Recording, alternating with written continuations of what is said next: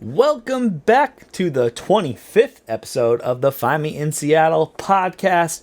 I hope you're doing well. Hope you're staying safe, healthy, washing your hands all the time, not sweating and melting in our non-air conditioned homes and apartments here in Seattle. And so let's talk about the show. I cannot start today's show without talking about what happened in sports this week because I want to say that I've never seen it before, but because of COVID-19, we kind of have seen it before. But back on Wednesday, following the brutal murder of Jacob Blake in Wisconsin, the Milwaukee Bucks decided to protest against their NBA playoff game, and they decided to opt out of playing basketball. And that started a tidal wave of sports teams pretty much canceling their games for the day. So the Milwaukee Bucks were playing against the Orlando Magic. The Orlando Magic, maybe even in partnership, also protested the game and didn't come out onto the court. And then the other 6 teams that were supposed to play in the NBA of the day also canceled their games. And then that went on to the WNBA. Canceled all their games. I think there were 3 games that day. And the Major League Soccer, those 5 games all canceled. There was one game that had just about started and they walked off the field. And then Major League Baseball canceled all their games. And all of these different sports have kind of given tributes and moments. I know a team on baseball had this great 42 seconds moment of silence, and then they all walked off the field and they put the Black Lives Matter shirt over home base. And it was just crazy to see and pretty amazing, if you ask me. Just something really special and something that I've never seen before. The only other time I can really remember sports being affected like that was 9/11. When 9/11 happened, obviously sports were canceled for a while, and I remember when sports kind of came back after that. And it was a big deal, right? Specifically in New York City. And I think Monday Night Football was a really big deal that following week. And then, but I'm thinking back to March. I think it was like March 12th or something like that. That's when all sports pretty much canceled. And surprisingly enough, it was also with the NBA. And there was this famous video of Mark Cuban getting the email while he was sitting courtside about them canceling. And then there was just this tidal wave of all the leagues around the world canceling their sports. And this just felt different. Obviously, the health pandemic of COVID-19, was a different situation to deal with, and that was canceling basketball for a long time. But this was proactively run by the players who wanted to protest and stand up against police brutality after, we've all seen the video of Jacob Blake being shot 7 times in the back while reaching into his car. It was just another one, right? It's another one, but I think it's really cool to see sports teams stepping up and taking a stand, and they do have the power. These athletes, Disney really relies on the NBA and some of those broadcasting rights, and a lot of other teams are also companies are influenced by these teams and these players, and so they do have some power, and they really flex that muscle, and it was just a very powerful day, and I enjoyed seeing it. I was sad. I'm not going to lie. I am in full support of everything that's going on here, and love to see that the Sounders also stepped up and they took the lead on MLS in canceling their game as well against the LA Galaxy. And the only reason why I was sad to see, I was looking forward all day on Wednesday to the Sounders game. Now that we're getting back in the season, I've just been so excited. The Sounders are one of my biggest passions here in Seattle. And we're coming off this big win. We beat the Portland Timbers on Sunday 3-0 in Portland. It was this huge victory. And so I woke up on Wednesday, put on my Sounders jersey right away. The whole day was focused around all right, 8 o'clock, I got to be free because the Sounders come. And so seeing the NBA cancel, and it was is the MLS going to cancel too? And it kind of, you could tell it was coming. And when it did, it was great. Obviously I want to watch my team, but it's just sports. That's just a game. Those things can kind of take a backseat temporarily for these causes. And I just thought it was cool.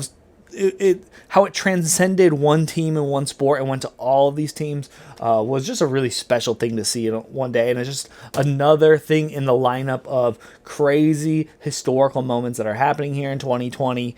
And it's going to be very interesting. There's so many things happening, how we remember this year and all the things that have gone on. It was just absolutely wild how that happened. And yeah, I thought that it should be shown today. And because the Sounders led the MLS, I felt like it was appropriate here to start the Find Me in Seattle podcast episode with that, because I just couldn't avoid it. It's something I've been talking with all my friends and social circles, because sports really is one of those things that we've gotten back that is a time to tune out.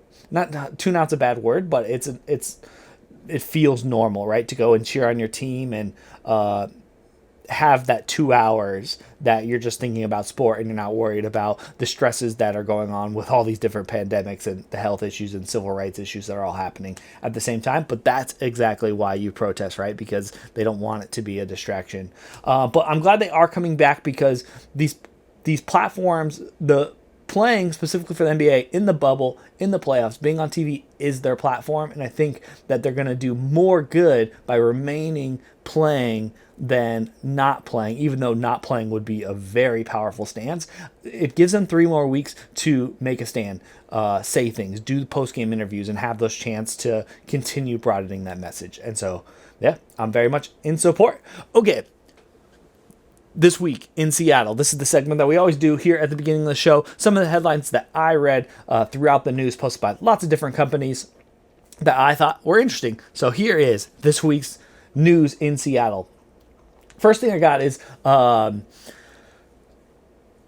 think this came out last weekend, that they spotted Wolverines for the first time in 100 years in Mount Rainier. That's pretty awesome. The pandemic has definitely shown us some interesting insights to seeing wildlife returning to places they haven't before. And I didn't even know that we had Wolverines here in this part of the world. I know you get them, further in the Arctic and maybe in Canada, but didn't know we had them here. And it's interesting. So they're like, all right, the Mount Rainier area got Wolverines for the first time in 100 years. Like, where did these Wolverines come from? Did they just come from Canada and moved on down and found it? I'm not sure what the migration patterns are of a Wolverine, but that's pretty cool. But also I'm always like, where were they? What were they doing? And how did they know that they could return? And is that related to people? I don't have the answers, but I just thought it was cool. And it was interesting. So sorry for those of you who are watching here on YouTube. I was not prepared and my camera battery died, and so I've got to switch. Now we're recording on the phone, so the angle's going to be a little different. Quality's probably going to be a little different, but we're going to get back into the show here. Thanks for being patient. Thanks for dealing with this whole thing. So also in the news, just a funny article that I saw. The Seattle PI released or had an article that came out, and they had data that was from a PEMCO poll that said PEMCO is showing that 88% of residents said they have more good neighbors than bad. And this is compared to their 2015 poll, which found that only 69% of residents had a favorable view of who lived next to them. And the headlines were all about, like, is the Seattle freeze thawing? And I've got, there's 2 sides of that.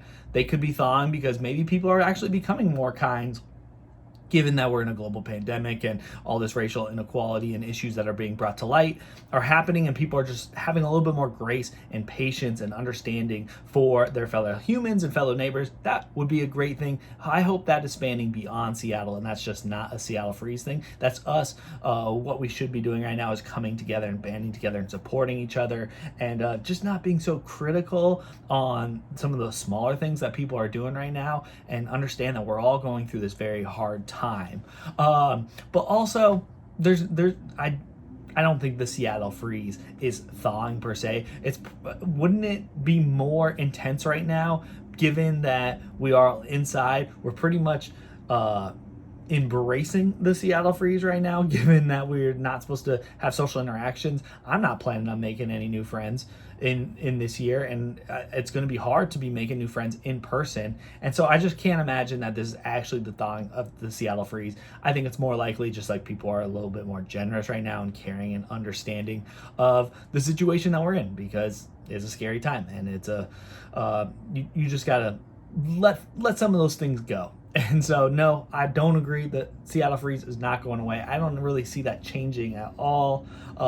That's something that oddly is cultural here in Seattle. I don't think people are like planning on it, but it's summer right now. People are very active right now. People are very happy.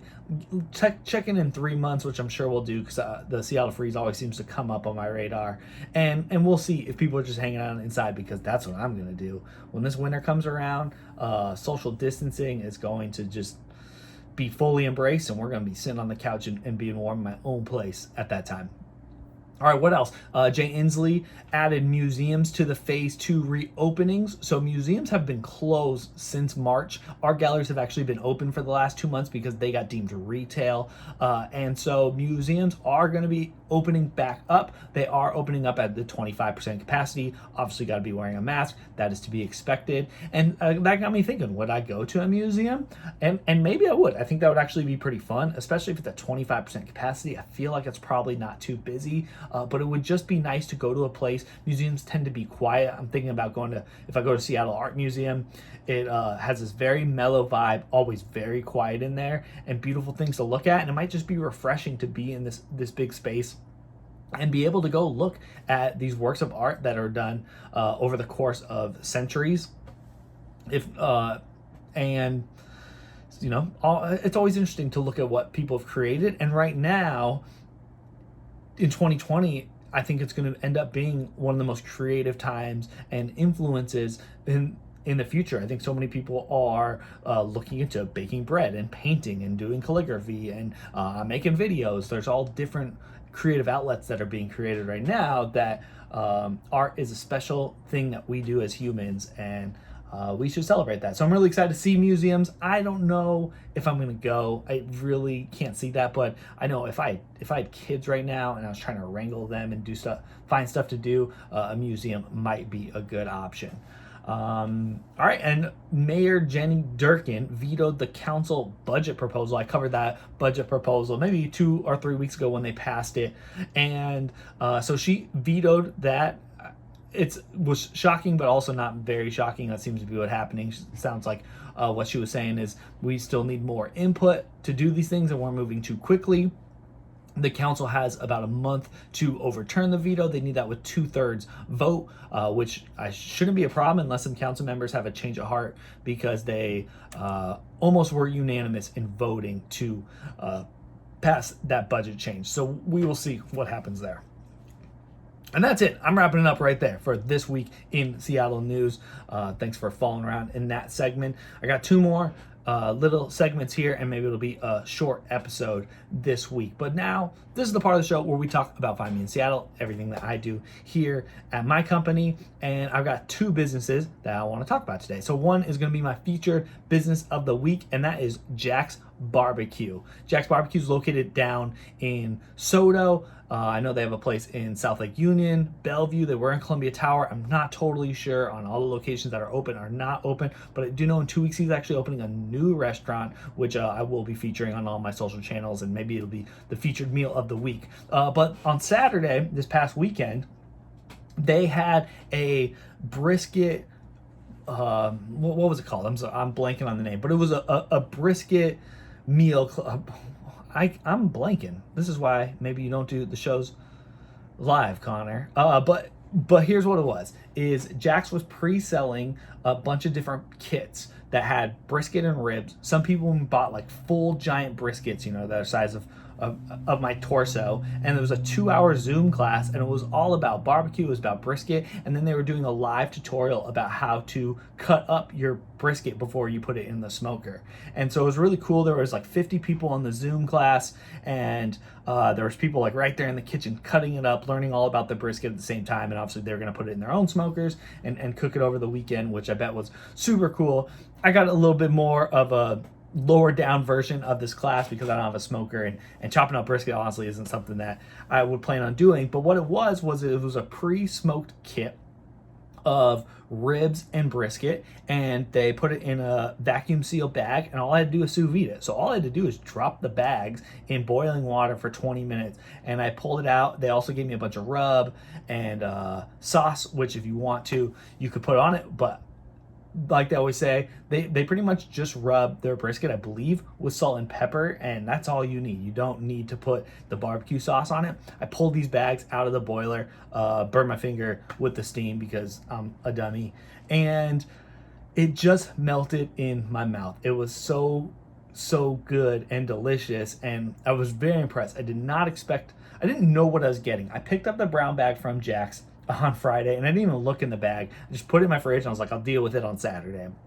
And I opened it up, and I was like, oh man, like I'm just boiling this meat, which someone called me out on Instagram when I said you got to boil the meat. They're like, that's disgusting. But then I was like, oh, it's sous vide, it's in this bag. I'm sorry I didn't put the right context out there for you. But when it came to eating the brisket, Amanda and I have just been binge watching this show Alone.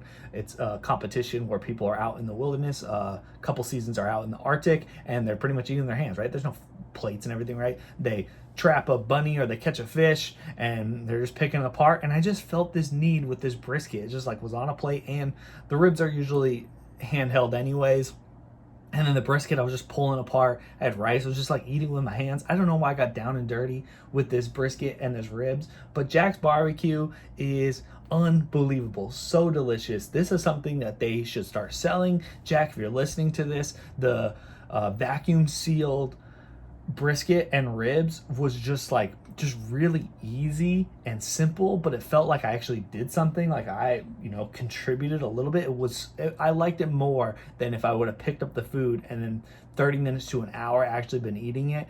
They should definitely turn that into like a daily thing and something that you can order, because it was really easy and absolutely mind-blowingly delicious. Highly recommend Jack's. Stay tuned. I will be covering Jack's new restaurant here in a couple weeks, which Jack never lets you down, because he's got the education. The story of Jack's is it started just like as a friendly neighborhood barbecue that he put together, and he had friends over and he was learning how to barbecue, and it turned into this restaurant, and now he's got multiple restaurants. Very impressive guy, very friendly guy. Always enjoyed hanging out with them. They've done a great job with just different events and socializations. One thing I should say, if you're listening to this podcast, I know for the next, I think, 2 weeks on the weekends, they've activated their parking lot, and they are going to be having activities and food and $5 margaritas on their patio. So if you're looking for something to do, Jack's Barbecue and Soda might be the spot. Okay. My other featured business of the week is a business that I don't know if I've covered here in the podcast before, but it's a company called Gourmondo. And Gourmondo has a very good reputation around the city as being a catering company, a lot for businesses, and they manage a few of the cafes around Amazon. And I know I got multiple messages on my Instagram account that was like, oh, we always cater with Gourmondo whenever we have like interviews or we have people visiting. They're very reliable. Their products are really good. It's all fresh and well managed, well organized. I would assume that a lot of it is locally sourced as well. It was started, the CEO, her name is Alyssa. She started it in Pike Place Market like 20 years ago, and she's just a rock star of a lady and a business person. And they've done an incredible job adjusting for COVID-19 in the changing world, because I would assume a majority of the revenue came from brick and mortar businesses. I'm sorry, not brick and mortar businesses. I'm getting ahead of myself. Came from corporate catering sponsorships. And now when all the corporations are working from home, they had to change it up. So they've been doing all these delivery kits and delivery meals. And I had this at-home kit, pork kit that was maybe like 2 months ago. But what they're starting now is what's called the Stock the Fridge subscription meal program. And the first thing that was very impressive with the Stock the Fridge program was how easy it was to order on their website. They've got a beautiful interface on their website where you pick your 4, 8, 12, 24 meals per week subscription, and then they've got these little boxes that you just add the plus signs and you pick how many meals you want. Adds up to, the 4 to 24 number that you chose. And then you pay, you check out, and it gets delivered to you when you schedule it. And it was so easy. And I love seeing this food delivery subscription coming from a local company, because obviously you can get something like Blue Apron or Freshly or all these different subscription boxes. But to get something that is contributing back to our community here in Seattle, I think is really awesome and very creative, and a business that if you're looking for a different food source or something that's easy. Amanda and I had one of these meals for lunch today before the podcast. We actually just split it and just pulled it straight out of the fridge. This one was mesquite chicken, I believe. I'm looking at it right now. And sweet potatoes. And yeah, it was absolutely good. We had one yesterday, and that was the mesquite salmon. this chicken, gosh, I don't remember what it is. Sorry about that. I should be more prepared for what I'm eating from Gourmondo. But highly would recommend checking them out, giving them a Google. And if you're looking to stock your fridge a little bit more, have some prepared meals for you that are healthy and delicious. They also look really good.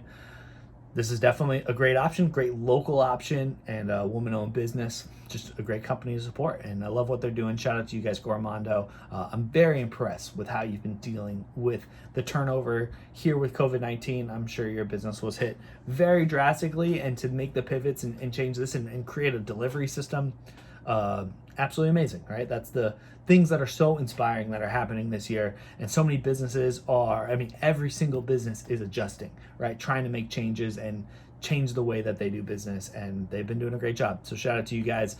Thank you very much, Gourmondo. You are my featured business of the week. Jack's Barbecue, you are my featured meal of the week. I appreciate both you guys for working with me here at Find Me in Seattle and just being great for the foodie community here in general.